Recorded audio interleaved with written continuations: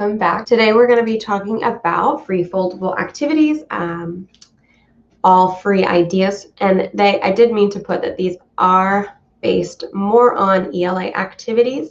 Anything that I talk about today, yes, you can use for math, but we're going to focus on how to use them for ELA as well. I have 5 foldable activities I'm going to talk about today, and they are all one piece of paper for your students. So the first piece of paper is the very simple and easy fold and snip, and I kind of wrote a couple things. So this one, the fold and snip, is when you you can do 2 snips or 3 snips or 4.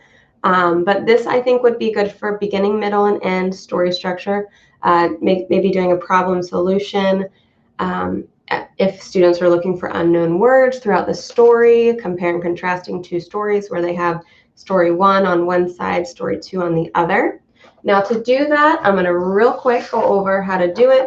If you have one piece of paper, this one's actually one of the easiest ones we'll talk about today. Actually, no, the next one's the easiest, but this one is also very simple.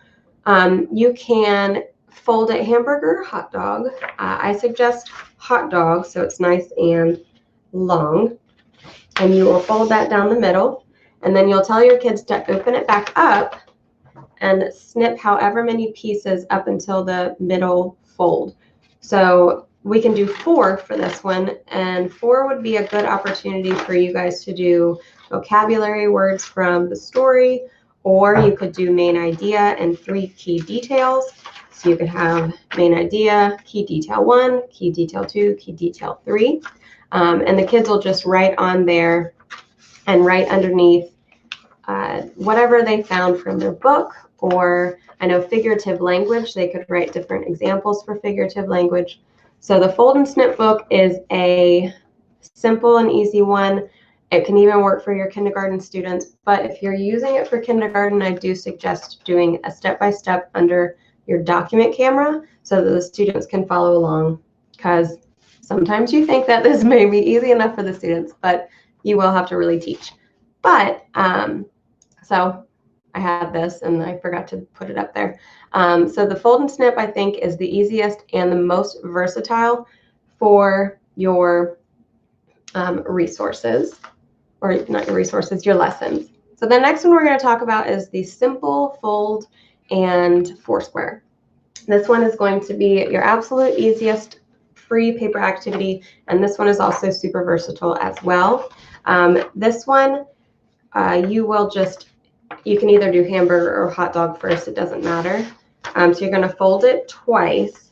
Now, one thing I like to do with this option is to give the kids an opportunity to have a mini book, and that would be maybe if you want them to retell the story that they just talked about or that they just read, having them make a little mini book, or take away the mini book idea and then unfold what they just folded.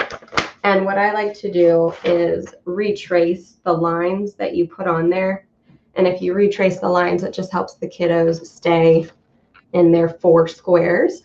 This one could also be used for story elements, main idea, and 3 key details. You can have them work with illustrations from the text. But this one I use for main idea. They would write their main idea here and then fill in 3 key details from their text. This would be a good one to use for independent reading time, because they can kind of track key details as they're reading. But that one was the second one that I think is easy enough for all grade levels, but beneficial enough also for all grade levels. Yes, it's a super simple activity for 4th graders to do, but 4th graders can fill up those 4 squares just as much as, and get just as much out of it as kindergarten. The next folding activity is the Shutterfold. This one's a little bit harder for the kiddos to do by themselves. But once they get it, it's easy. So it's actually, here's an example that I made.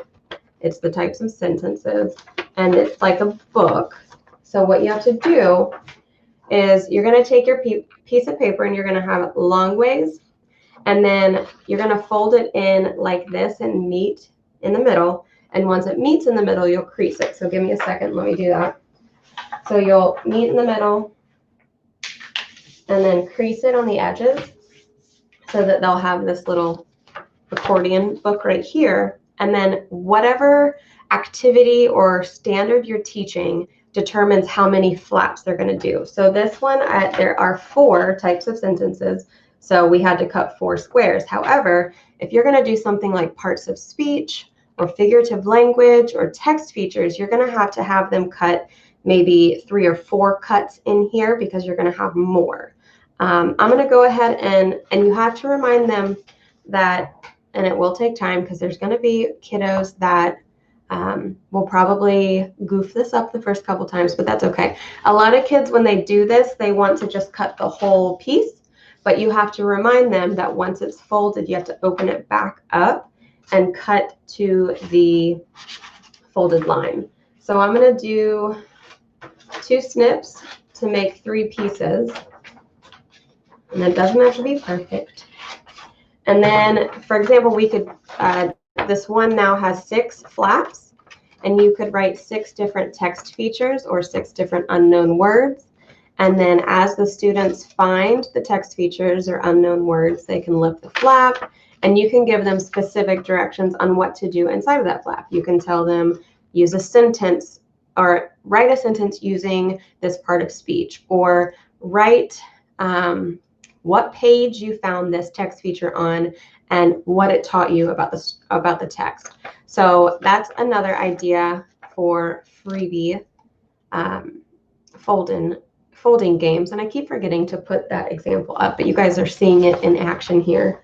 But this one's fun because the kids feel like they're magicians because they can create this little Shutterfold creation. The next one I have is the folding flip book, which if you have ever shopped in my TPT store, I have a lot of flip books in my store, but they are not the folding and stapling flip book. They're the kind that you have to cut each piece and stack and staple, but that requires multiple pieces of paper. This, I did promise you guys as the at the beginning of this, I promised that these were 1 piece of paper activities, but in this specific suggestion, it is 2. Could be 3 if you want, but I actually need to get a second piece of paper for this to show you exactly how to do it. Let's see. So this one is the folding flip book. You will have 2 pieces of paper. You can do 3 if you would like. And you are going to line them up where the second piece of paper is a little bit below the first piece of paper.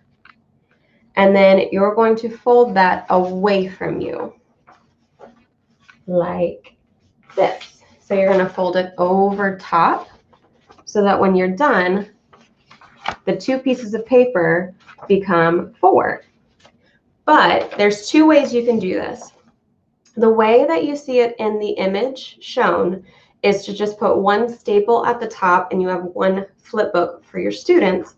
But if you want to make it even more consumer